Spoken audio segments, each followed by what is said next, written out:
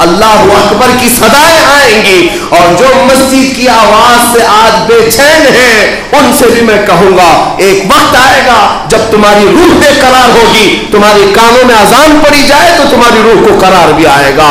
تمہیں پتہ نہیں اس آواز میں جو برکت ہے، اس آواز میں جو طمانینت ہے، تمہیں اندازہ نہیں، اور انشاءاللہ العزیز حالات بدلیں گے۔ لیکن اس سے پہلے اب میں آپ کے سامنے یہ کہنا چاہتا ہوں، یہ جو کرنٹ سچویشن ہے یہ تو ہماری تاریخ تھی، جنہوں نے کیا وہ دامن اسلام میں آئے، اور یہاں پر بھی ہم نے دیکھا ہے ہمارے اسی ملک میں جنہوں نے مسجد گرانے پر ہتھوڑے مارے تھے ان میں بھی کئی ایسے ہیں جو کلمہ طیبہ پڑھے ہیں اور دامن اسلام میں آئے ہوئے ہیں، آج تک وہ نمازی بھی رہے ہیں۔ ہاں، اور حالات ایک طرح کے نہیں ہوتے، اور جو شقی القلب ہے، ازلی دشمن ہے، اور جو ہمیشہ کے لیے جہنم میں جانے والا ہے، اس کی بات میں نہیں کرتا۔ جس کے دل پر اللہ نے مہر لگا دی ہے اسے تو جہنم کا راستہ ہی صحیح ہے۔ مگر میں آپ سے یہ کہنا چاہتا ہوں یہ جو چیزیں جو آج بنی ہیں یہ کیا ہے؟ بہت تیزی سے بدلتے ہوئے حالات۔ میں نے تاریخ میں دیکھا ہے کہ یہ جینوسائیڈ جس کو کہا جاتا ہے، یعنی نسل کشی، ایک پوری کی پوری قوم کا خاتمہ کرنا، یہ باضابطہ پلاننگ کے ساتھ ہوتا ہے۔ دنیا میں ایسا کئی مرتبہ ہوا۔ ہٹلر نے جرمنی میں کیا تھا جس کو ہولوکاسٹ کہا جاتا ہے، یہودیوں کے بہت بڑے طبقے کو اس نے ہلاک کیا تھا۔ جیسے کہ تاریخ میں بتایا جاتا ہے 60 لاکھ یہودیوں کو مارا تھا اس نے، ایک ہی کمیونٹی کو ٹارگٹ کرنا، یہ جینوسائیڈ، نسل کشی۔ اسی طرح اوگانڈا میں، یہ افریقہ کی ایک سرزمین میں، جہاں پر ایک کمیونٹی کو پورے طور پر تباہ کیا گیا تھا، جس میں وہ آبادی کے 6 لاکھ لوگ ایک ہی سال میں مارے گئے تھے، اور ان کی لاشیں میدان میں بکھری ہوئی رہتی تھیں، چیل کوے کھاتے رہتے تھے آپس کی دشمنیوں میں۔ اسی طرح یہ نسل کشی بوسنیا کے مسلمانوں کے ساتھ کی گئی تھی، برما کے، میانمار کے مسلمانوں کے ساتھ نسل کشی جس کو کہتے ہیں، ایک ساتھ پورے خاندانوں کو تباہ کرنا۔ یہ کرنے کی پلاننگ جو ہوتی ہے یہ دنیا کی کٹر واد تنظیمیں کرتی ہیں، جن کے اندر انسانیت نہیں ہوتی، حیوانیت، اور جو انسانوں کا درد نہیں رکھتے وہ اس طرح کے قتل عام کی سازشیں رکھتے ہیں جیسے ہٹلر نے کیا۔ اور آپ کو پتا ہے ہمارے اس دیش کی بڑی تنظیم، ہاں، جن کو اپنے دنیا بھر کی سب سے بڑی تنظیم ہونے کا فخر ہے، RSS جماعت کے بڑے لیڈروں نے ہٹلر کی تعریف بھی کیا ہے، باضابطہ لکھا بھی ہے کہ ہٹلر بہت اچھا آدمی تھا، کیونکہ کنڈلی ملتی جلتی ہے، دو سب پلاننگ ساتھ میں ہے۔ میرے عزیزوں، یہاں مسلم نسل کشی کی جو پلاننگ ہو رہی ہے یہ ایسا نہیں کہ اچانک ہو رہا ہے، اس کے لیے کئی اسٹیپ پر کام کیا جاتا ہے، کئی اسٹیپ پر۔ سب سے پہلے ہیٹریٹ، نفرت پھیلائی جاتی ہے، ایک کمیونٹی کے خلاف خاص طور پر پروپیگنڈا پھیلانا، وہ آج ہو چکا۔ بعض دانشوروں نے کہا ہے کہ 10 اسٹیپ پر یہ کام کرتے ہیں، جس میں 8 اسٹیپ پر آج یہ کام کر چکے۔ خاص طور پر ایک کمیونٹی کو ٹارگٹ کرنا اور ان کی امیج کو میجورٹی کے سامنے ڈیمیج کر کے بار بار بتانا، یہ کام میڈیا بھرپور کر رہا ہے۔ ان کے پاس سوائے اسلام، مسجد، نماز، مسلمان، ٹوپی، برقع، داڑھی، گوشت، کچھ بھی مدعا نہیں ہے۔ ہاں، پورے دیش میں داڑھی ہی داڑھی ہے، پورے دیش میں ٹوپی ٹوپی ہے، پورے دیش میں صرف اذان ہی ہے اور باقی کچھ نہیں۔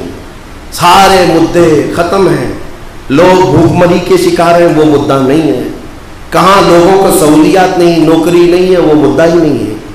لوگوں کو بنیادی جو سہولیات ہیں، مہنگائی کے دور سے جوجھ رہی ہے قوم، یہ مدعا ہی نہیں ہے، یہ کوئی مدعا نہیں ہے۔ اور ساری چیزیں یہاں پر دھری کی دھری رہ گئی۔ پہلے بھی ہم نیوز دیکھتے تھے، سنتے تھے، ارے کیا کیا نیوز آتی تھی، کہاں کہیں گاڑی پلٹ گئی، کچھ لوگ ہلاک ہو گئے، کہیں ایکسیڈنٹ ہو گیا، کسی کے ہاں چوری ہو گئی۔ اب کچھ ہوتا ہی نہیں پورے دیش میں، کہیں گاڑی پلٹتی نہیں، ایکسیڈنٹ ہوتا ہی نہیں، بلکہ پورے دیش میں صرف اذان ہوتی ہے، ہاں، صرف داڑھی دکھتی ہے اور ٹوپی دکھتی ہے اور برقعے دکھتے ہیں اور ہر جگہ صرف گوشت دکھتا ہے۔ یہ کیا ہے؟ باضابطہ ٹارگٹ کرنا ایک کمیونٹی کو، اس کو کہتے ہیں نسل کشی، جینوسائیڈ۔ اور یہ باضابطہ ہیٹریٹ پھیلانے کے بعد پھر دوسری منزل پر یہ آتے ہیں، کس طرح سے دو قوموں کے درمیان وواد پیدا کرنا، پولرائز کرنا۔ اس طور پر کہ لوگوں کو بھڑکا کر کے ایک قوم کو یہ 80% 20% یہ سب باتیں کیا ہیں، قوم کو بانٹ دینا. پھر ایک وقت ایسا آتا ہے کہ جب پوری میڈیا اپنی طاقت لگا کر نفرت کا بازار گرم کر چکی ہوتی ہے، سیاسی لوگ بھی اس میں داخل ہو چکے ہوتے ہیں، تو پھر ایک وقت ایسا آتا ہے کہ جب میجورٹی کے کئی نوجوانوں کو یہ بتایا جاتا ہے کہ یہ جو قوم ہے اس کو مارنا ثواب ہے، ان کو مارنا ثواب کا کام ہے، تو وہ بیچارے اندھا دھند مارتے ہیں کیونکہ ان کے قائدین یہ کہتے ہیں کہ ان کو مارنا ثواب ہے، پنیہ کا کام ہے، تو ثواب سمجھ کر کے مارنے لگ جاتے ہیں. یہ جو جینوسائیڈ نسل کشی ہوتی ہے یہ اچانک نہیں ہوتی، کئی سالوں کے بعد ترتیب دیتے دیتے یہاں تک پہنچتے ہیں. میرے عزیزوں، اب مجھے قریب سے قریب تک نظر آ رہا ہے کہ نسل کشی کی پوری پلاننگ ہو چکی اور پورے کے پورے کمیونٹی کو ٹارگٹ کرنا، اس میں کوئی کچھ نہیں کرے گا. سارا ڈپارٹمنٹ ہو یا سیاست ہو سب ایک طرف ہو جائیں گے اور تمہیں تنہا کر دیا جائے گا.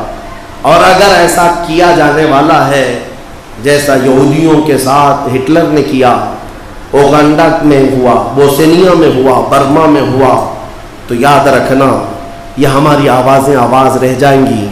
پھر تم اپنے ارد گرد صرف مردے ہی دیکھو گے، اپنے بچوں کی تڑپتی ہوئی لاشیں دیکھو گے. آپ کو پتہ نہیں آپ کا رمضان یہاں اچھا گزر رہا ہے، کئی لوگوں کی دکانیں لٹ چکی ہیں، ان کا کون سا رمضان ہے، کئی مسجدیں جلائی جا چکی ہیں، ان کی کون سی تراویح ہے، کس جرم میں اور کس پاداش میں یہ مارے جا رہے ہیں. میرے عزیزوں، اب حل کیا ہے؟ یہ جینوسائیڈ کو روکا کیسے جا سکتا ہے؟ اس نسل کشی کو روکا کیسے جا سکتا ہے؟ یہ اب غفلت سے اٹھنا ہوگا. تم سالوں سے سوتے آ رہے ہو، سالوں سے سو رہے ہو، اور ایک قوم پلاننگ پہ پلاننگ کر رہی ہے، منصوبے پہ منصوبے تمہیں ختم کرنے کے، اور تم چادر تانے سوئے ہو. اسی لیے شاعر نے بہت پہلے کہا تھا، جگہ جگہ کے تھک چکے ہیں تمہیں یہ ہنگامے، اٹھو نشاط لذت خواب گراں بدل ڈالو. غلط روی سے منازل کا بعد بڑھتا ہے، مسافروں رویش کارواں بدل ڈالو. اٹھو وگرنہ حشر نہ ہوگا پھر کبھی، دوڑو کہ زمانہ چال اپنی چل گیا. یہ شاعروں نے جگایا بھی تھا اور تم سے کہا بھی تھا، اب فقط شور مچانے سے نہیں کچھ ہوگا، یوں ہی ہونٹوں کو ہلانے سے نہیں کچھ ہوگا. اب تمہارے لیے حل کیا ہے؟ میں قرآن کی طرف آتا ہوں. قرآن کی طرف میں نے سب سے پہلے یہی کہا تھا، قرآن ہر زمانے کی کتاب ہے، ہر زمانے کا دستور ہے. آج کے زمانے میں ہماری مصیبتیں ہیں، ہم قرآن کے پاس لے جاتے ہیں، ہمارا حل بتا. قرآن ایک جگہ نہیں کئی جگہ تمہیں تنبیہ کرتے ہوئے حل بتا رہا ہے. سب سے پہلا حل فرماتا ہے رب ذوالجلال، فَإِن تَنَازَعْتُمْ فِي شَيْءٍ فَرُدُّوهُ إِلَى اللَّهِ وَإِلَى الرَّسُولِ.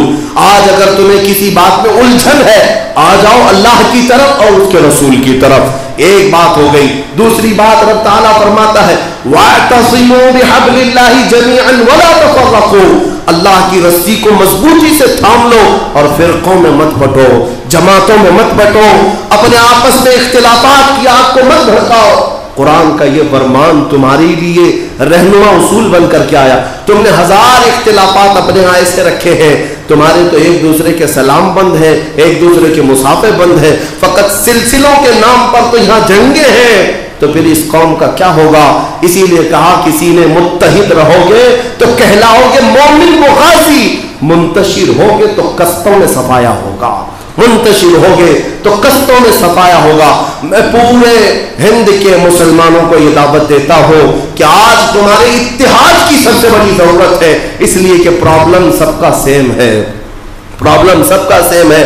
میں اپنے عقیدے کی اتحاد کی بات نہیں کرتا. میرا عقیدہ جو ہے اس کی آئیڈینٹی کے ساتھ میں کل بھی تھا، آج بھی ہوں، اور میرے آقا صلی اللہ علیہ وسلم کی عزت کے ساتھ میں کسی سے کمپرومائز نہیں کرتا. لیکن اگر ملکی مفادات اور اس طرح کے سیاسی حالات درپیش ہیں تو پھر مومنین کو ایک جگہ پر جمع ہونا چاہیے. تمہارے سارے سلسلے جو مدینے تک پہنچتے ہیں حق ہیں، سارے پیروں سے وابستہ رہو، لیکن میرے عزیزوں بجلیاں اب یہاں گر رہی ہیں، اب آسمان تمہارے سر پر آ چکا ہے، تمہیں متحد ہونے کی ضرورت ہے. اپنے یہ اختلافات ہٹاؤ. چھوٹے ایک محلے میں 4 جماعتیں ہیں جن کا آپس میں میل ملاپ نہیں، سلام کلام نہیں ہے، اور تمہارے اوپر دشمن پورے جو کروڑوں کو ماننے والے ایک جگہ جمع ہو رہے ہیں اور قتل عام کے منصوبے ہوتے ہیں. میں تمہارے اتحاد کی دعوت دیتا ہوں, یونٹی برقرار رکھو, پھر دیکھنا رب ذوالجلال کی مدد بھی آئے گی.